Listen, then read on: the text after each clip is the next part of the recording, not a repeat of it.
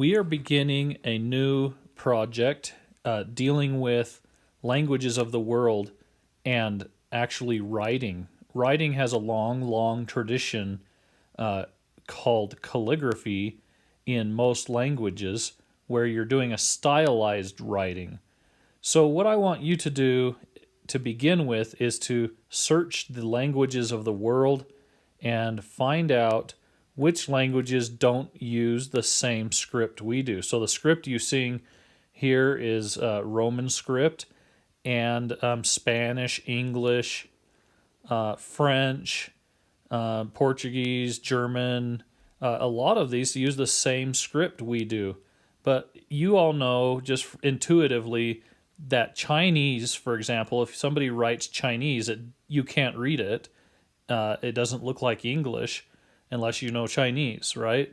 So there are languages like Hindi and Chinese and Korean and Vietnamese and Telugu and Persian. There are so many that don't use the same script we do.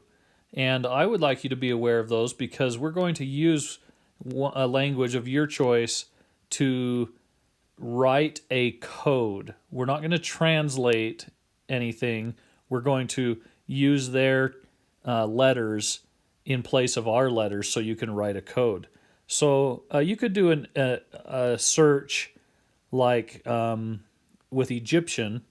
If you do a search alphabet Egyptian to English, it would look something like this. And then so this is this is what comes up. But then you go to images, and you begin finding letters that are matched up with their symbols or characters. So here's one, and you can see that there are some recognizable letters in English sounds matched up with their symbols. Maybe this one's a little simpler.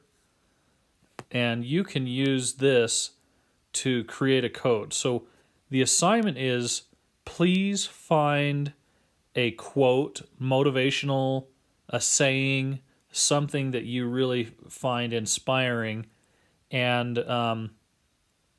then take it and, with another language, pick out the symbols that go with the sounds. So if I were going to do this with another language like Hindi, I would search alphabet Hindi to English and look for what their letters look like. And I would match the sounds as close as I could. Be aware, some languages don't use the same sounds we do. Some will be missing. There might be extra sounds that you aren't familiar with. You're just going to match them up the best you can. And if there's something missing, you can substitute something else for it. So let me show you an example of what I'm talking about. And here are, let me get back to my pictures. Here I have a quote, and beauty in things exists in the mind that contemplates them. And so you can see that I took Hindi, and right below that B I had a symbol for B, and then E and A and so forth. In Hindi, they always draw a line straight across all the letters like that. And so I just began to create a code. Somebody in Hindi trying to read that, they would say that's garbage, that's rubbish. They couldn't read that.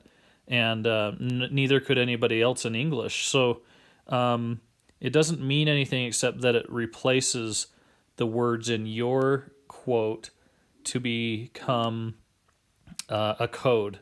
So please do this in your sketchbook, and then upload that photo to Canvas before we move on. We will use this on a book form that I'll introduce in the next video.